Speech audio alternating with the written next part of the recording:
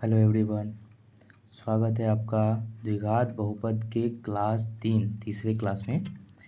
कल हमने कुछ क्वेश्चंस किए थे द्विघात बहुपद के, जो हमारे एक्सरसाइज में दिया हुआ था। उसमें से हम लोगों ने 4 क्वेश्चन कर लिए थे। आज हम लोग 5वां, 6ठा और जो भी बाकी के क्वेश्चंस दिया हुआ है, आज हम लोग उस पर चर्चा करते हैं। तो आज का पहला क्वेश्चन है, ये रहा हमारा क्वेश्चन है t² = 15। इसमें हमको टी के जो शून्यक है, मतलब द्विघात बहुपद है, इसके जो शून्यक है यानी टी का जो वैल्यू पॉसिबल हो सकता है इस इक्वेशन के लिए, अभी हमें वो फाइंड करना है। तो इस इक्वेशन को कैसे बनाते हैं, देखो आप लोग। t² = 15 लिखा हुआ है, इसको कुछ इस तरह से लिख लेते हैं। इसको लिख सकते हैं t² 15 उधर प्लस का था, इधर आ गया माइनस = 0। अब इधर मैं रफ करके आप लोगों को बता देता हूँ। अब मैं क्या करूँगा, इधर रफ करता हूँ मैं। तो t² - 15 इधर इक्वल टू में था, इधर आ गया तो माइनस में आ गया। एक फार्मूला आप लोगों ने पढ़ा होगा, बेसिक सा फार्मूला है a² - b²। a² - b², इसका एक फार्मूला होता है a + b × a - b। यहाँ आप लोग कहोगे सर ए का तो स्क्वायर है लेकिन बी का स्क्वायर तो है नहीं, जो इस फॉर्मूला पे हम लोग इसको रख सकते हैं। तो हम लोग क्या करेंगे, और एक चीज़ मैं आप लोगों को और बता देता हूँ। अगर कोई नंबर दिया हुआ, फॉर एग्जांपल 3 दिया हुआ है, तो आप इसको लिख सकते हो √3 मल्टीप्लाई √3, या फिर इसको लिख सकते हो आप √3 का स्क्वायर। फॉर एग्जाम्पल कोई दिया हुआ x दिया हुआ है, इसको आप लिख सकते हो √x मल्टीप्लाई √x, यानी कि √x का स्क्वायर। किसी भी रूट कोई भी नंबर अगर रूट के अंदर दिया हुआ है और उसका स्क्वायर करते हैं तो वो नंबर रूट से बाहर आ जाते हैं। यानी x को आप लिख सकते हो √x मल्टीप्लाई √x। तो उसी तरह से इसको 15 को हम लोग लिख सकते हैं √15 गुना √15। तो उसी तरह इसको t² लिखेंगे माइनस, इसको लिख लेंगे √15 का होल स्क्वायर = 0। इधर और का साइन होगा, बीच में अगर कहीं इक्वल टू का साइन आ गया तो उसके पहले और का साइन, या फिर आप यहाँ पे या लिख सकते हो, या लिख के कॉमा, ये भी आप यूज कर सकते हो। तो ठीक है, अब a² - b² के फॉर्मूला पर आ गया। अब इसको आप लिख सकते हो a + b। a का वैल्यू कितना, t + b का वैल्यू कितना, √15 × t माइनस √15 = 0 है तो = 0।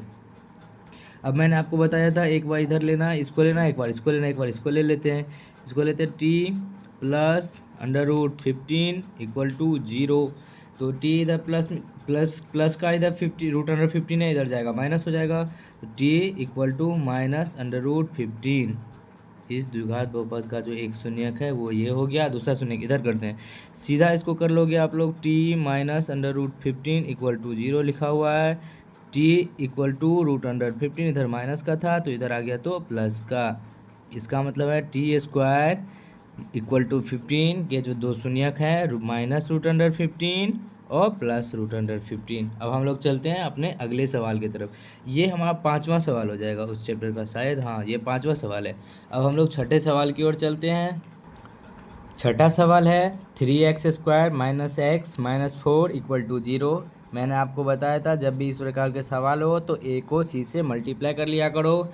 a कितना है 3 और b कितना है -4, तो साइन यहाँ लेना नहीं है, तो इसको मल्टीप्लाई करते हैं। 3 और 4 को मल्टीप्लाई करोगे तो आ जाएगा 12। अगर कोई अच्छे बच्चे होंगे तो वो इसी को ले लेंगे सीधा, 3x और 4x को लेके, एक को प्लस में एक को माइनस में, लेकिन मैं आपको बता देता हूँ सॉल्व करके अच्छे से। 12 को आप लिख सकते हो 2 × 2 × 3। यहाँ तक किसी को दिक्कत? कई बच्चे क्या करेंगे, 3 × 2 = 6 और 2, 6 और 2 लेंगे। कोई बच्चा 1 से मल्टीप्लाई कर लेगा, 12 और 1 ले लेगा। कोई बच्चा क्या करेगा, 2 × 2 = 4 लेगा और 3 लेगा। लेकिन आपको पता है कि कौन सा वैल्यू हमको लेना है, जिसका भी वैल्यू -x है ना, -x का मतलब क्या, -1 को x के साथ मल्टीप्लाई है। यहाँ b का वैल्यू कितना है, -1 है, यानी हम लोगों को कोई भी इन दो टर्मों में किसी में भी प्लस माइनस का साइन लगा के कितना लाना है, -1 लाना। अगर आप इनमें इसमें माइनस या फिर इसमें प्लस लाते हो तो -1 नहीं आएगा। इसमें भी प्लस माइनस, या इधर प्लस माइनस यहाँ प्लस आ जाए या फिर यहाँ प्लस माइनस हो जाए तो ये भी नहीं होगा। इसमें -1 लाना है तो बड़ा वाला वैल्यू माइनस में लेंगे और छोटा वाला वैल्यू प्लस में लेंगे। इसका मतलब इसका जो टर्म को जो ब्रेक करके लिखेंगे -4 और +3, तो इसको लिखते हैं +3 को अगर इधर किधर भी आप लिख सकते हैं, कोई दिक्कत नहीं है, बस इधर 3 है तो कॉमन लेने में इजी हो जाएगा, तो आप 3 को इधर लिख सकते हो। इसका मतलब 3x² प्लस का 3x minus 4x plus 4 equal to 0। अभी क्या होगा, कॉमन लेने में थोड़ा इजी हो जाएगा। इधर से ले लेते हैं कॉमन 3 और x, इधर भी 3x है और इधर भी 3x। 3x कॉमन ले लिए, इधर से बच गया 1, इधर से बच गया प्लस का 1 माइनस, इन दोनों में क्या कॉमन आ जाएगा, 4 कॉमन आ जाएगा, इधर बच जाएगा x, इधर बच जाएगा प्लस का 1 इक्वल टू 0। यहाँ अगर किसी बच्चे को समझने में दिक्कत है तो समझ लो, यहाँ -4x लिखा हुआ है, तो इस -4 को जब आप x से मल्टीप्लाई करोगे तो -4x आ जाएगा, और इस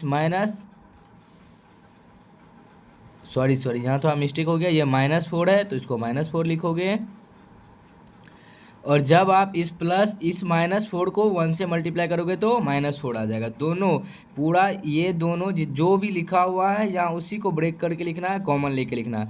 इन दोनों में क्या कॉमन ले लिया, -4 कॉमन ले लिए, -4 अगर कॉमन ले लिए तो इधर से -4 निकल गया, क्या बच गया, x बच गया, ओनली x, यानी कि प्लस का x बच गया। इधर से ले रहे हैं तो यहाँ -4 है, -4 में -4 कॉमन ले लिए तो +1 बच गया। अब देखो ये भी और ये भी दोनों इक्वल हो गया है, तो इन दोनों में से इसको एक बार कॉमन x प्लस 1 को कॉमन ले लेते हैं, इधर से बच जाएगा 3x माइनस 4 इक्वल टू 0। अब इसको तो आप लोग सॉल्व करना जानते हो, x plus 1 equal to 0, x equal to minus का 1, ये हो गया इस द्विघात बहुपद का एक शून्यक। दूसरा शून्यक 3x minus 4 equal to 0, 3x equal to 4 इधर माइनस है, इधर आ जाएगा प्लस, x इक्वल टू 4/3, ये हो गया द्विघात बहुपद का दूसरा शून्यक। अब मैं आप लोगों को द्विघात बहुपद के कुछ फॉर्मूले के बारे में बताना चाहता हूं, जो अगले क्लास के लिए बहुत ज़रूरी है। अगर आप लोगों को वीडियो अच्छा लग रहा है या फिर कोई प्रॉब्लम है, कोई कुछ चीज़ समझने में दिक्कत है, तो आप लोग कमेंट कर सकते हो। बाकी कल के क्लास में कुछ फार्मूला का यूज होगा, तो आज मैं आप लोगों को वो फार्मूला बताने जा रहा हूँ। द्विघात बहुपद के कुछ फार्मूले हैं, अभी मैं आप लोगों के साथ चर्चा करूँगा। पहले तो मैंने कल पहले क्लास में द्विघात बहुपद के फॉर्मेट के बारे में बात किया था। क्या लिखा था, ax² plus bx plus c, मतलब x² का जो गुणांक का मतलब क्या, जिसको इसके साथ गुना होगा, x² का जो गुणांक होगा उसको बोलेंगे a, x का जो गुणांक होगा उसको बोलेंगे b, और बाकी जो बचा हुआ होगा उसको बोलेंगे c इक्वल टू 0। अभी जैसे दो शून्यक, अभी मैंने जो भी क्वेश्चन बताया उसमें दो शून्यक निकला है, उसमें पहले शून्यक को बोला जाता है अल्फ़ा मान लिया जाता है और दूसरे को बीटा मान लिया जाता है। दो शून्यक अल्फ़ा बीटा कुछ भी आप मान सकते हो, लेकिन क्वेश्चन के हिसाब से अल्फ़ा और बीटा मान लिया जाता है। तो अब कुछ क्वेश्चंस हैं, जो कुछ फॉर्मूला है जो मैं आप लोगों को बताता हूँ।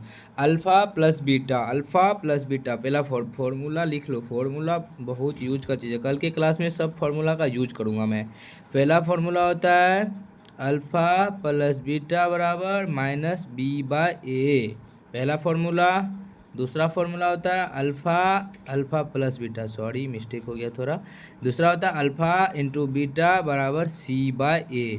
दो फॉर्मूला, कल इन दोनों फॉर्मूला की मदद से मैं आप लोगों को कुछ सवाल बताऊंगा, जिसमें कि कहेगा जांच करिए द्विघात बहुपद हैं, द्विघात बहुपद नहीं है, दो शून्यक निकालिए, शून्यकों का योग।